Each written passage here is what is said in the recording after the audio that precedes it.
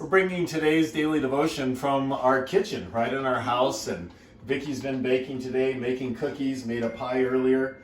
The children are dyeing Easter eggs, and they're part of coloring eggs for a big Easter egg hunt that we'll have tomorrow. And often we think of the question, what happened on that Saturday before Jesus resurrected on Easter morning? And often we think nothing happened.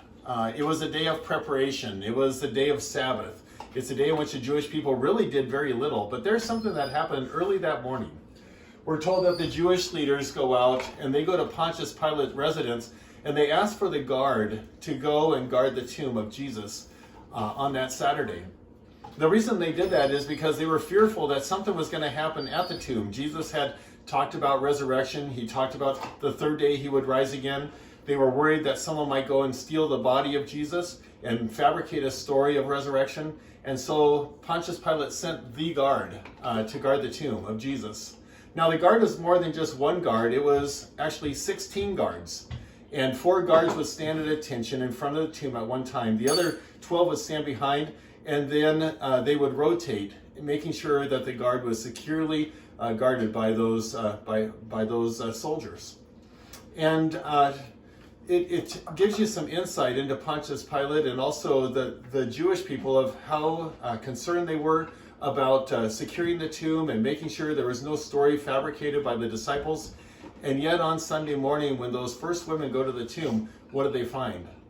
They find nothing.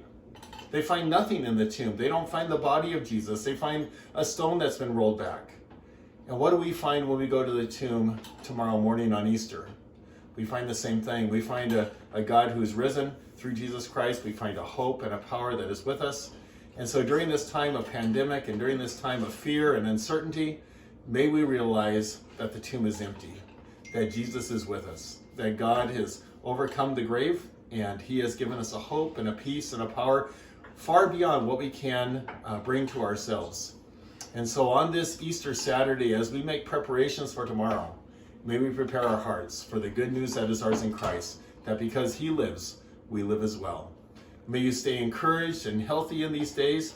Look forward to seeing a lot of you through the video tomorrow on Easter Sunday as we share the greatest news of all, that Christ is with us, and he is with us indeed.